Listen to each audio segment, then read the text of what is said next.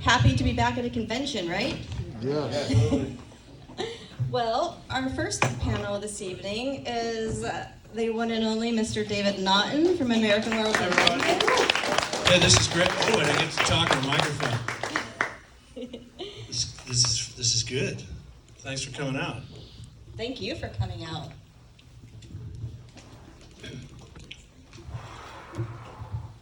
So this is, I'm just, my mind's racing with microphone and a thing. It reminds me of having to sing Making It back in 1979. With, before they had wireless mics. So you had to don't trip on the wire. Okay, never mind. Nope, continue with Making It. So do you want to ask me questions, or do you just want me to we can do start by when I was 10? Well, David, I want to ask you first. You have some questions, Summer. I do have questions. Summer gave me a little shout out at the on Facebook. I don't know if any of you saw it, but I didn't realize we'd be talking on stage, but here we are. Yeah, here we are. So, obviously everyone knows American Werewolf in London, right? Yeah. Is there anybody that hasn't seen the film? Anybody's not seen it on a big screen? Yeah, that's... Me. That was sort of the way to have seen it, and over the years I've done a few shows where we actually would have a screening in a large, venue, so that you can actually see it on a big screen. Even with, especially with a Blu-ray on a big screen, it's pretty effective. Oh, I bet. And you also trained in London, right? Yes. How was that? Shall we talk about that? Yeah, I would love to hear about that. When I was in college, I went to the University of Pennsylvania. I was a BA in English literature and knew I was going to be an actor. There was no drama major at Penn. So I applied to drama schools in London and did this audition in New York for a school called LAMDA, the London Academy of Music and Dramatic Art, which was sort of a misnomer because there's no music. There wasn't any music involved. But it was a professional theater training program that was offered to kids, internationally, but generally the age was after high school, which was most of the English kids that I was involved in. Anyway, I did this audition in New York, prepared 2 pieces, which is the standard thing that actors do, where you do monologues from a play, up tempo or up, a comedic piece and a dramatic piece, and it went okay to where this English guy, this gentleman who was the what they call the principal of the school, offered me the opportunity to come in their 3-year program, which was not what I really had anticipated. I was getting out of college, I was a senior in college, and going, wait a minute, 3 years, I'm not going to do 3 years of a postgraduate kind of idea. I just want to get some training. So in any case, I went over to London with, literally never been, I'd been to, Toronto. I think that was about as far as internationally that I'd traveled. And went over on a Freddie Laker. Freddie Laker was one of the first charter airlines out of New York. New York, London, $99. Wow. And one of the things was, it was a no frills, bring your own food, bring your own booze. People were smoking. I mean, you just be on this charter flight going to Gatwick Airport, not Heathrow, for $99. It was a $198 round trip. I remember having a return flight just in case things didn't work out. But I got to London, didn't really know where I was going to live. London, the whole apartment scene, or as they call it, flats, are very difficult to find. But, I was thinking, it was in my 20s, I knew I wanted to be an actor. My brother James Naughton was also a successful actor at this point in his life. He's a few years older than I am. And, he was in New York, and I knew that was going to be sort of my destiny, was go get some training, head to Broadway, be an actor on stage. And that was my sort of goal, was to do theater. And little did I know I was destined to become a Pepper, and what that was going to be like. And so I went to London, to LAMDA, and really one of the things about it was being a student. I got this NUS card, which was this card called the National Union of Students, and this card was like a discount card for everything, travel all over Europe if you wanted to, if you had the time. Things were discounted. And theater tickets discounted. Everything was discounted because we were broke. There were a number of us Americans that had gone over there to study, and it was cheap. relatively cheap as far as the tuition goes, and then trying to find an apartment. I remember answering an ad. They did rent sharing, which I never even heard of. You don't just get an apartment; you get a room in an apartment, where you with total strangers. And the very first apartment I had was this really, dive 5-flight walk up with an English guy, and a Scottish guy, and an Irish guy, and me. And I could not understand the Scottish guy at all. We'd be sitting there talking to him, and you're going, you're speaking English? And I was so, it was just such a wide, eye-opening experience to be an American studying acting in London at this school. And one of the cool things about it was the theater was accessible to us. So everything in the West End I got to see cheaply, or we'd sneak in, or then, by the second year we were getting jobs as ushers in the theater. One of my roommates was an usher at the National Theater, so we'd sneak in and see everything that was in repertory at the National Theater. I was working at the Royal Court Theater, which was a kind of an avant-garde, new plays, new things that were coming, and got to watch actors act, and also got to meet them in the pub afterwards, and get to talk to actors, being actors, making a living as an actor, which was what our dream was as students. So it was really eye-opening. Got to see Laurence Olivier on stage, John Gielgud, Paul Schofield, Alec Guinness. They were all in the West End at different times for different shows, and we got to see them. Got to see, I'll never forget, Trevor Howard. I don't know if you remember, he was an old British actor, drunk on his ass on stage, and literally tripping over the furniture, and we were all like, oh. And one of the people that we went to see in that production, I don't even remember what it was a teacher at Lambda, and he was so embarrassed that his students were in the audience the night that Trevor showed up a little hammered, and but as I said, it was an opportunity to see Rocky Horror Picture Show debuted while I was there, in London, going, what is this show? And seeing Laurence Olivier at a rap party at the National Theater, where they used to do this play in rep, like every third or fourth day they did this big Italian play where they had a feast. And the whole idea of the play, it was called Saturday, Sunday, Monday was the name of the play. And Saturday was the dinner, Sunday was the aftermath of the dinner, where they had the big family blow up. But they had to cater this dinner, so everybody that worked at the theater went, when's Saturday, Sunday, Monday? Because that was the day we'd all eat well. We'd sneak in and eat the food after the show the next day, and they'd just have this feast of ham and turkey and for all these starving students and people that worked there as ushers, and some of us that didn't even work there but got in. And so that was the fun part. Little did I know that 5 years later, it was about 5 years later, I returned to New York. I got my first job was with the New York Shakespeare Festival, a production of Hamlet that Sam Waterston, that everyone knows from Law and Order, and was Hamlet at both in Central Park and at Lincoln Center. A long production, full uncut 4-hour version of Hamlet, if you can imagine, which I had all these small bit parts and costume changes. And what I learned from that production was how to play poker, because we'd have a big poker game in the green room between these long scenes, and listening to the play and trying to learn how to play 7 cards instead. And meeting other actors and working in New York. It was my first job. It was like, wow, this is great. Little did I know what being an actor in New York was like until the play ended over Christmas into January. It was over, and I didn't work again for the entire year, like 1976 or so. And so I found an agent, was going up for commercials and doing off-Broadway stuff, no money, working hard, but being an actor and doing the craft and going to Broadway when I could afford it. And that was the life of, an actor in the 70s in New York. It hasn't changed much. Things have, the accommodations are always hard.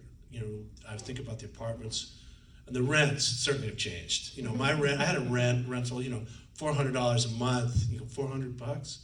Where you think about what people and young actors now that are starting out, both here in Chicago, I'm sure, as well as New York and in LA, rents are, you don't live alone, you have to get a bunch of roommates and do that.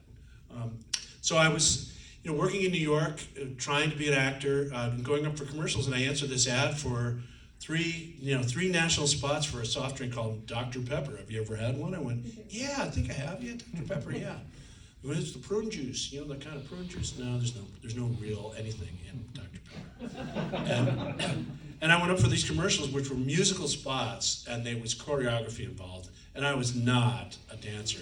You know, you're up in New York, you're up against real dancers. You know, these are the ones that do all the Broadway shows. They're fantastically trained, and I was in there, you know, on an afternoon going, "What am I doing here?"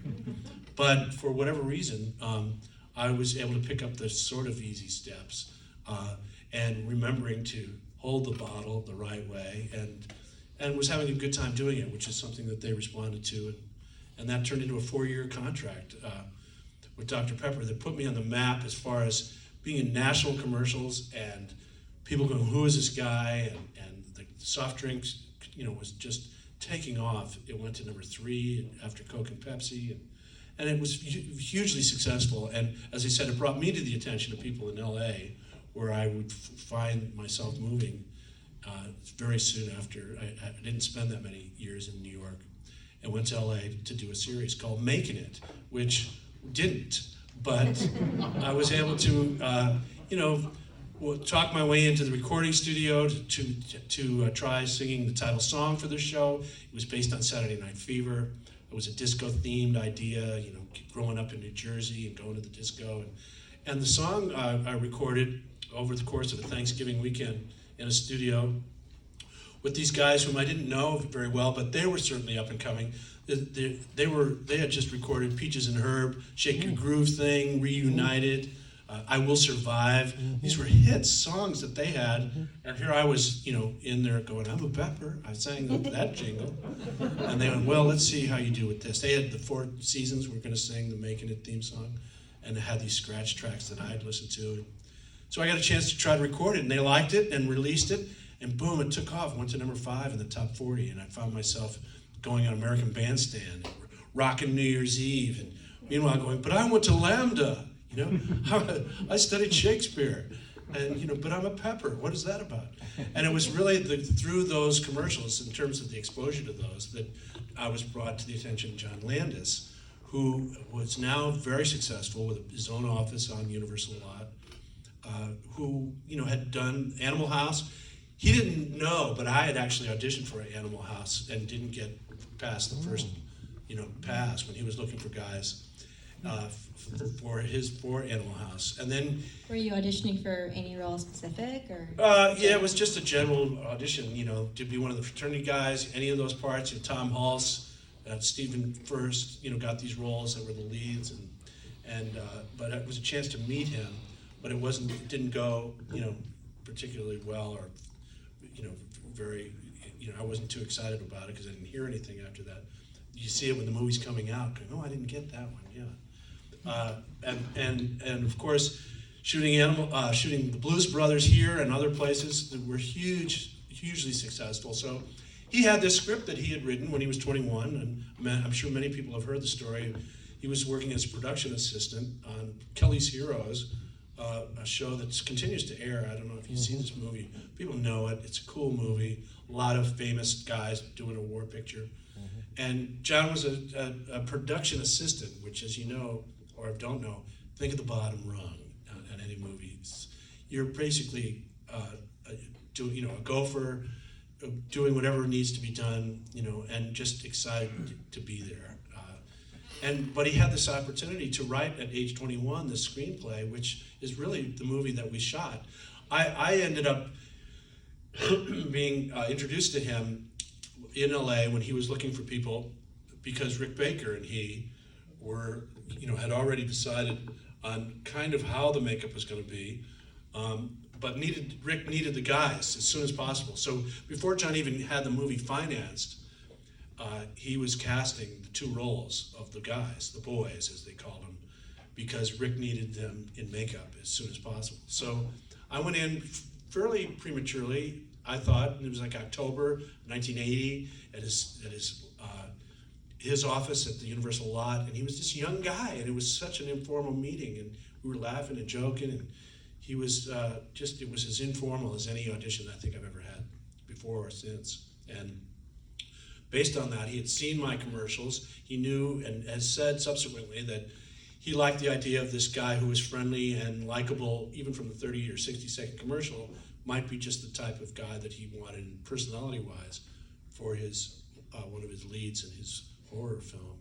So the next day, he said, call me tomorrow and read this. He gave me the script, American Werewolf in London. And I told him, oh yeah, I'd studied acting in London, and I'd certainly been around the moors. I'd been on my bicycle in Ireland on a trip, backpacking on a bike. He says, well, you won't be on a bike in this movie. Call me tomorrow. And I called him, he goes, you want to be a werewolf? All right, well, you need to get over to Rick Baker's shop. And soon that started the whole routine of going to Rick Baker's shop, which was, if you could see the way he ended his career, Rick retired like last year or the year before, with a number of 100 employees in this, huge building that he owned. Well, when I met him, he had rented a garage space in a row of just rental places like storage bins with a bunch of college type guys as his assistants, learning how to do makeup. And when I went there and found his address and went in, he goes, which role are you playing? I go, I'm playing David. He goes, well, I feel sorry for you. Wait, what does that mean? So Rick and started putting me through the motions of, starting with my arms to go easy on these big vats of quick drying cement, alginate as they call it. And if you've ever had your teeth done, and had those molds done of your teeth, it can be a little uncomfortable as it dries and you're trying to pry it off out of your mouth to make a mold or casting of your actual teeth. This is what he did on my head and on my arms and on my legs, numerous times. I said, have you done this before? They went, yeah, once. Yeah, he did it. He's okay. But the head part is obviously the most claustrophobic. You don't breathe real well. And then they wrap it with gauze, just like a cast, so it's starting to dry on your head. And you're completely, inside this tube for 20 minutes or so, until they pry it from the back and pry it off, and there's the mold, the negative part of your facial mask. So this was all done a couple of months before we actually went over to England, where they had all set up with pre-production being done over there, and we shot obviously the entire movie in 10 weeks there in London using the Twickenham studios. Superman was being shot there with a real budget, and this little werewolf movie was being done that John had financed through a company, where the way he described it was he didn't even have the money until after he delivered the film. But that also gives you total control. No one's going to be telling you how it's going to look or what. So he was cutting as he went along, editing the movie as he went along, casting as he did by going to theater and having people come. We barely got work permits, Rick and John and I and Griffin, done, even getting work permits to shoot the movie there, even though it was going to create all these jobs and an opportunity to shoot in London. It was at British Equity, it was very difficult so they had to have auditions for the two roles. Little did they know that all the molds were already being made months before of our heads and faces. But sure, just to get us into the country, we had to hold auditions for our parts. And no one was cast. No one beat us out of those roles. So we started the film. We started filming in February of 1981, 40 years this year it'll be released. And what's crazy is that the very first day of shooting was the porn scene stuff. So there's, these guys are all, if you've ever met anybody on a crew, they don't get the scripts, they just get the gig. They don't know what the movie's about. They know who the directors are. They may recognize some of the names of the people in it, but they don't necessarily know what the content of the script is, other than they hear it say it's 2 months, it's work for 2 months, it's a horror film or something, whatever, Twickenham won't make it. Job's a job. Yeah, it's a gig. Well, the first day, this crew shows up and we're shooting a porn scene, and they go, what did we sign up for? And many were, on the verge of quitting until they go, no, this is just the movie that's playing in the movie theater. And, so they stuck it out, and so to speak, and they hung in there for the duration of the movie. And then, we came along. And these guys were fun. A lot of experience on the crew, making fun of me every time I needed to streak in the woods. And, and I'm looking at this, the schedule, going, when are these scenes that I'm dreading, which are anything to do with, running, transform any of the dream sequences. You know, when's the Jenny love scene? Let's look for that one. You know, you're looking on the schedule. When is any of this stuff happening? Oh my God. And, you know, but fortunately for the film started out, on day one for us was, you know, just the way the movie starts. The truck driving up, we're in the truck in the back with the sheep, and that was our first day, and those were our first minutes working together, Griffin and I, and getting a chance and doing those scenes out in the moors, walking along and talking about what we had planned. We started shooting in the beginning, and it wasn't to make us comfortable. It was really all because of the schedule. Was trying to give Rick Baker as much time as he could to finish all the makeup, so that when it came time to shooting any of that stuff, and Griffin was getting made up sooner than I was, of course, as his decay makeup was starting to happen. He was only in the film, and he talks about it, he was only in the film without makeup in the beginning. And then he, you know, every time you see him, he's grosser and grosser and more decayed, and that was just the way it was. But, you know, the thing that I like to tell people about the movie is everything that you see in the film, we actually did. I mean, there wasn't any sort of special effects to the point where it was done in post. For example, you know, being in the wolf cage. Yeah, I was naked in a wolf cage with real wolves. Is it true that like the zoo was open for part of that film? Well, you know, there's a scene where I come running across and I grab a jacket. You know, I woke up in the zoo naked, and now I'm trying to figure out how do I get back to the apartment. And so I run and I grab this red coat from a woman off a park bench and streak right across. Those scenes are all shot in the Regent's Park Zoo, which we had to ourselves until they opened it. So I remember looking, going, no, why would they have all these extras all the way in the back? You can barely see them. He says, those aren't extras, the zoo's open. What? The zoo's what? So, you know, and the scene, you know, coming up with the lady, I come out from behind the bush and I look at her and say, like, excuse me.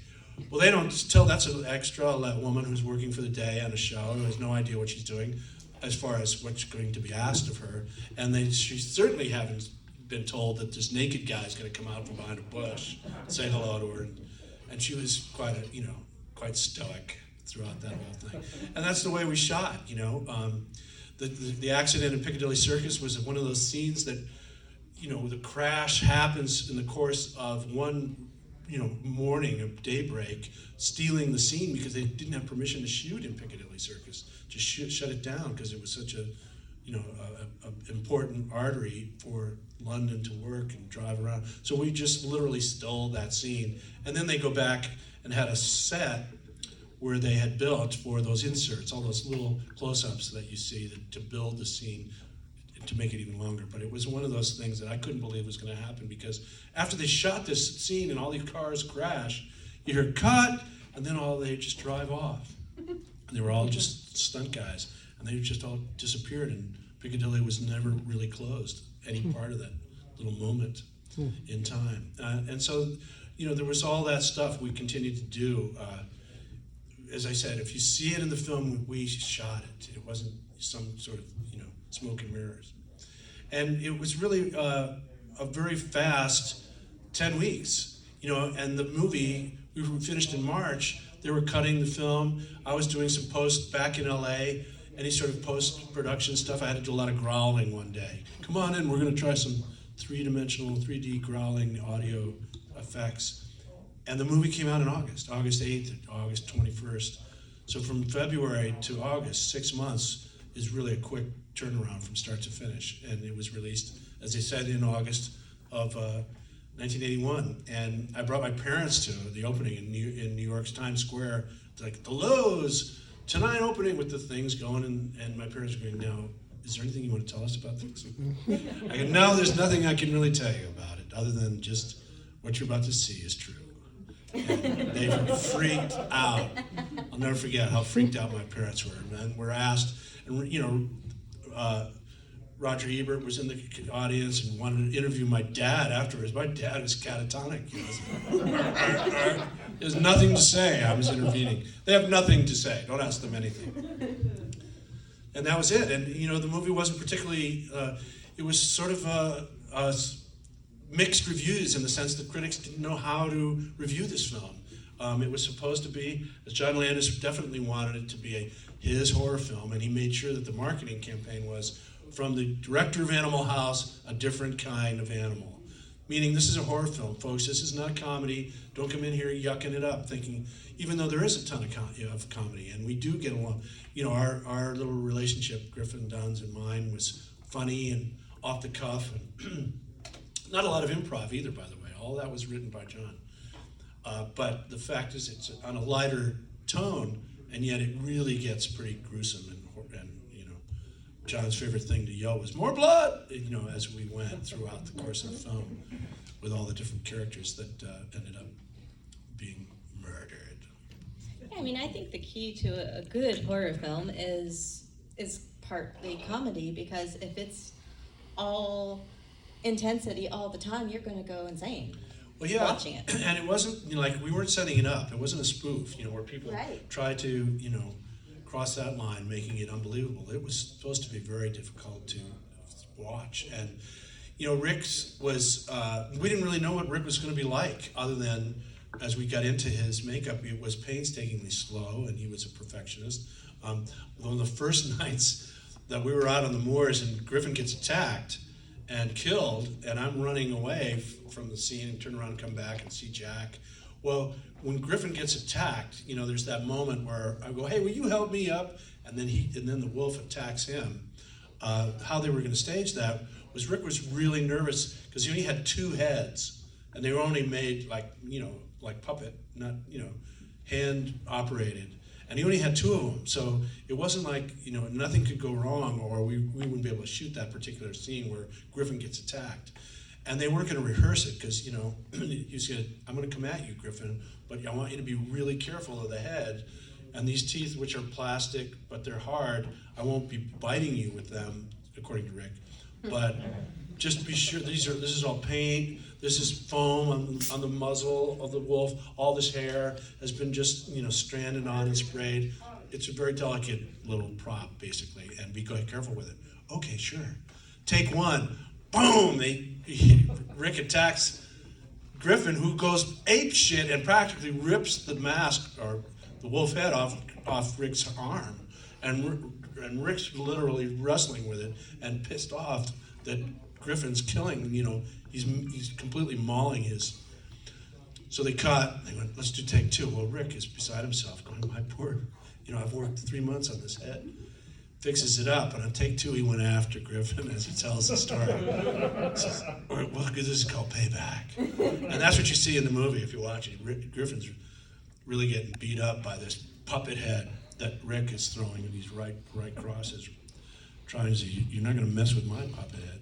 And then, you know, there's scenes when I'm in the floor, in the room after the transformation, and now it's the elongated part. That's taking forever, and I had no idea, believe me, even from sitting in the makeup chair, 10 hours a day, 5 days for that transformation scene. We shot the entire movie, wrapped everybody, and just had the transformation to shoot at the end. And that was sort of like, finally we're going to get this piece of, you know, this was the biggest question mark, really. This was going to be the payoff of the movie, or I've already shot everything there is to shoot, but I still have this one big hurdle to get over, which was this transformation. And it was as, you know, claustrophobic as anything I've ever experienced. And long periods of time in the floor, can't get out, you know, people are walking, it takes time between, you know, shots, and people are always milling around, and you know, then they start messing with you under the floor, you know, going, "Hey, it's awesome. I'll come out of this thing, you know, I'll rip this thing off, cut it out, come on," you know. So there was times for fun and levity, and the crew would always be giving us lots of jokes, particularly in any of the scenes that were outside, naked running scenes. It's a bit cold out, isn't it, Dave? It's very cold out. And so, but overall, we really had a lot of fun making the film. We had no idea what kind of reaction we were going to have, what was going to be, you know. Well, in 40 years, you'll be in Chicago on stage talking about making this film. But it did well for, you know, we all did well by it. I mean, Rick Baker certainly was acknowledged by the Motion Picture Academy, won the first Academy Award for his makeup. And, you know, the first of 7, he's won 7 Oscars. And this was his first. And the one that he talks about, that people talk to him most about, even though he has all those other wonderful films, that where he did effects and creatures. People seem to want to talk to him about American Werewolf, and John says the same thing. People talk to him about it because and what I've found over the years is that people wanted to go into film or wanted to become makeup artists or special effects artists or props. So many people started their careers based on this film. So this was one of the first horror films they'd ever seen, and what impact that had, not only in terms of scaring them, but also wanting them to pursue a career. So there you have it. Should we try any questions, or Yeah, what do you does think, Sarah? anybody out there Any have a comments? question? Anybody have any comments or questions? Yeah. Mm-hmm. Yeah, so I find that werewolf films are amongst the hardest to get right, at least as a fan. But in '81, and correct me if I'm wrong, but you had American Werewolf in London, Wolfen, and The Howling all come out in '81. And a lot of people consider that amongst the top five, three of the top five werewolf films ever. Do you think there was a reason for that, or was it just kind of a trend that they got right at the same time? Well, I think there was the collaboration of artists, makeup artists. Rob Bottin and Rick were working on the Wolfen or the Howling, before, because John, hadn't gotten the financing together for Werewolf. Rick was twiddling his thumbs, so he was starting to work on the Howling. When John got wind of that, it was like, Rick, you need to get off that film right now. Come on, I'm getting ready to do my werewolf movie. So there was that. There was a competition involved as well, of which film was going to come out first, as if to think that, the first one out is going to be the most successful. And that's, that's not necessarily true. Who's going to race to go see the first werewolf film? But it is a coincidence that they came out and have had, the sort of staying power that they've had. But I know that they were collaborating. These effects, which were previously unheard of in terms of bladders, air bladders, and were in the talk, and those films show them. And it's really amazing. I would go to Rick's shop in subsequent years and see the sort of stuff that they would come up with that you wouldn't even know. And they did in commercials and things too, where if they needed a baby, say a baby's arm, and a baby needed to pick up the product, well, you can't always get a baby to do that, but you get Rick Baker to build an arm that goes down and picks up the product, and on and on. They're really fascinating stuff. Things that move, birds that fly or on a wire, all this mechanical stuff, which was, and then he would paint, and he was such a good sculptor and such a fine painter. You've seen him, some of his stuff, his art is really top notch, and this is what he does now. We had a chance to go to Spain last year over in Tenerife, the Canary Islands, for a film festival, and Rick had his book. I don't know if you've seen his books. It's like a 2-volume piece of his work, and that's what he loves to do. He's not the most, he'd rather not go to the party. He'd rather be back in his room drawing, and that's the kind of guy he was. And we didn't really get a chance to know him in the makeup chair other than, are we ready yet? No, it's going to be a while longer. It's going to be a little while longer. And then once you get out on set, it's going to be a while. I mean, he'd just be right there with a paintbrush, dabbing away. And there's a scene where I'm in the forest and I wake up in the hospital bed. It's weird. And I got these glass lenses on, which nobody wears anymore. These are solid glass lenses they put in with a little suction cup put in there, and they're painted like wolf yellow, and you're supposed to wear them 20 minutes, get them out. Well, what scene is shot in 20 minutes on a film set? Like hour 2, I'm going, can I get my things out of my eyes? No, we're almost ready. So it was, I always like to call it how torturous it was. At the time, people were going, well, in The Elephant Man, he had to wear this stuff all the time, so you just have to wear it.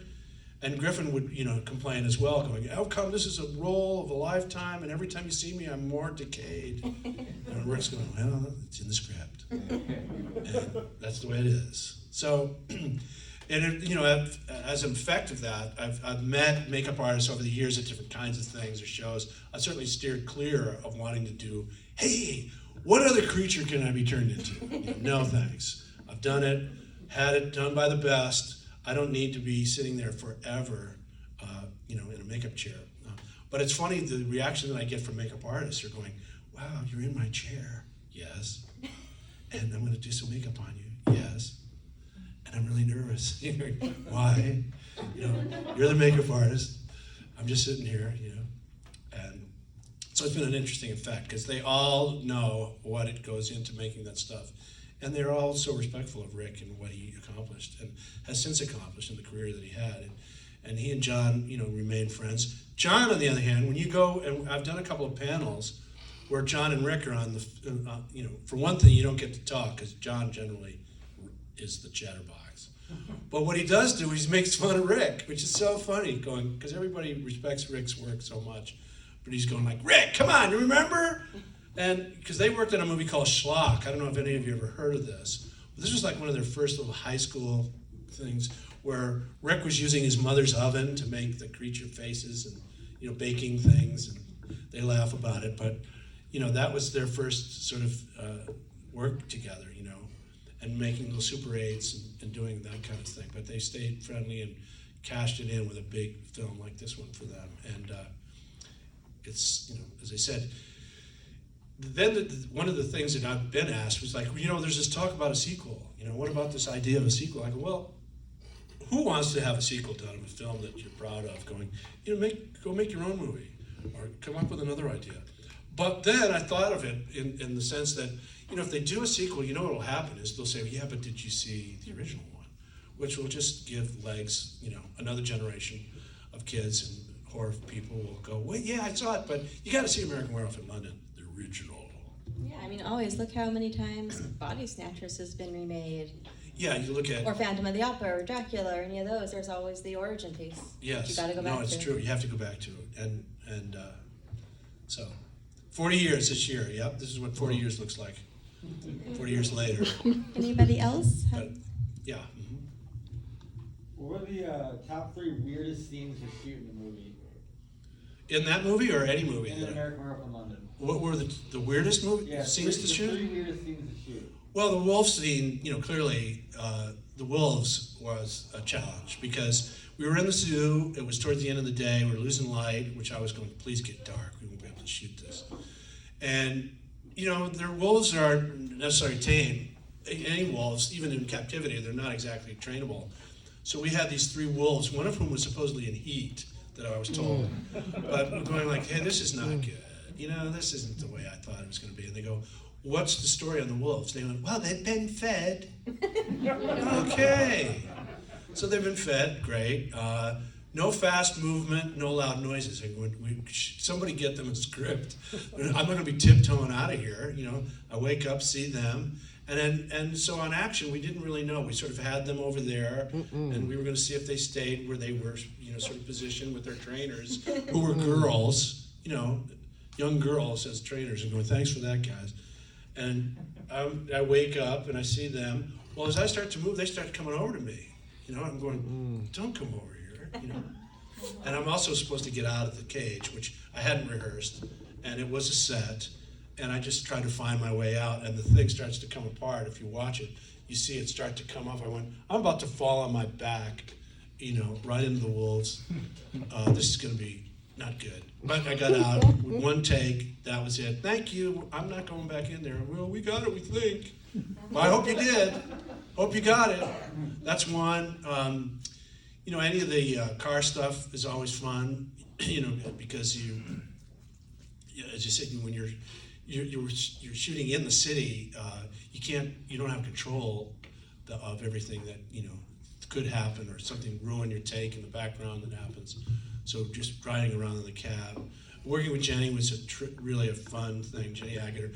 It's so funny, I should just tell you, when I was a student, acting student, we went to the National Theater and there was a play called Equus, which I don't know if anybody's ever seen it. It was a terrific play about a boy who blinds horses. And the play is Equus. And there's the men, there are actors who are sort of dressed with these hooves who play the horses, and they're blinded by this actor. And he has a scene where he meets the girl in the barn, and they have this sort of sex scene in the course of this play. And when I saw the play at the National Theatre in London, they had, the set was such that in the back, the upstage part, they had rows of what looked like a jury, and audience members could sit on stage if you didn't have a program.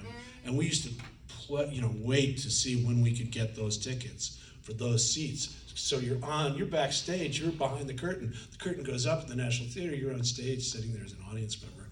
It's pretty cool. And so, but we're right there like ringside for this play. And in the course of the scene, they have this love scene where they're naked on stage. Turns out it was Jenny Agutter. And when I found out that it was Jenny who I had seen as a student, and we were now doing these other scenes, as the nurse, I was like a fanboy. It was so embarrassing.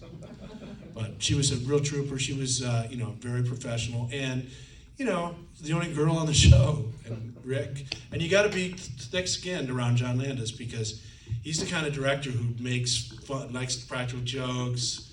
I mean, does everything that an actor, if you're insecure, you're not going to do well with the John Landis experience because he has fun at your expense.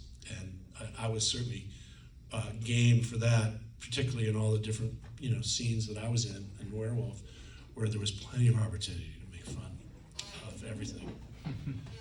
But overall, as I said, it was unexpected, the success of the film, the reviews were mixed, but it tended to grow as it was acknowledged as this particularly cool transformation scene. And as films go, then CGI started to come involved, and when that came in, it kind of pointed to those films, not to make them obsolete, but really to sort of show how those films really worked with just using practical makeup. And that how CGI needed to be rethought and used, I think, very carefully, because you've seen films that have been just like, yeah, we spent our whole budget on the CGI, which was post-production, which we sent, by the way, and nobody realizes the people that do the CGI have nothing to do with the film. They're not the directors, they're not inspired by the writers or directors. They're just artists, usually over in the Far East, where it's cheap initially, and doing their CGI, and just told what to do, and the control aspect of it was, I think, hard to keep hands on, and that's why so many of it. Look at some of the films that you've seen where you remember the Hulk. I saw the Hulk with the CGI, and it's like it's this bouncing little frog creature. You're going, what happened? And that's what happened in so many CGI, so that they finally got it. I don't know if they got it right, but at least they became aware that you could overuse it in a way that was not particularly, beneficial to the film. And, as I said, practical makeup is being brought back in many ways too, or a mix of both. So, and Rick, I think he got tired of, he retired. We went, how would you retire? You're still, you're at the top of your game. You still are up on all the digital things. You can still do all the scrolling and things on a screen. He says, I was tired of people coming to tell me how to do it. Can you imagine? Going in and tell the artist this is how it's supposed to look. And that's when he said, I'm out of here. So I haven't said it yet. Maybe I'm out of there and I don't even know it yet. They said, stay out. You don't know when you retire as an actor. You kind of go, as long as you can still learn lines, it's always been the sort of the bar. When actors can't learn stuff anymore, it's kind of like done. And I remember I had the chance and opportunity. You mentioned Invasion of the Body Snatchers. I worked with Kevin McCarthy on a little movie, and he couldn't have been more fun. And he was about 85, 88. He lived into his 90s. He worked right to the end. John Woodvine, who plays the doctor in American Werewolf, I saw him in a movie like 2 years ago. He's 90-something years old. I go, that's John Woodvine. I know it is. So, there's nobody tells you you're done until you say you're done, really. And that's in any career, So don't go don't be forced out until you decide. Not until you're ready. Not until you're ready. That's it. All right, we got about 5 to 10 more minutes. Is there any? Yeah. Like you said, David, it's been 40 years now. Was there, obviously it's an iconic movie now, but started, like you said, with mixed reviews and that. Is there a point in time that you remember where something happened or whatnot that kind of made you realize that, hey, this is, like you said, growing, or this has become bigger than I thought it would be? you know, like down the road, was there something that happened that kind of pointed that out Not to you? necessarily a specific thing, just that, appreciation.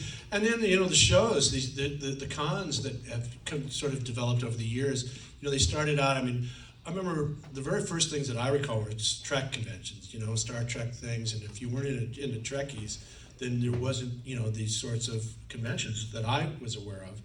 But, it was getting to attend some of these over the years, and it's been 40 years. I haven't been going to shows for 40 years, but certainly to the point where you start to meet other filmmakers and get to meet people who have done similar things and appreciate the stuff.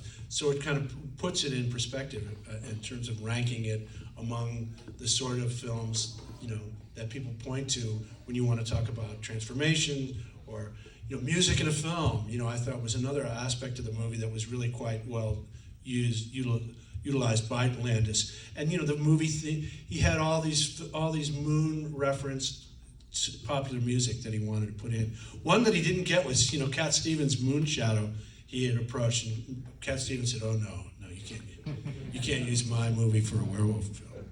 I went, okay, but Blue Moon and Bad Moon Rising, and and then I got a chance. I was waiting to meet or see Van Morrison in concert, which living out in Palm Springs is where I did it. He came to Palm Springs and performed, and he did Moondance in this sort of up-tempo evening where he didn't even sing one note, didn't sing one word of any song for the entire night. I'm going, Van Morrison, what happened to you?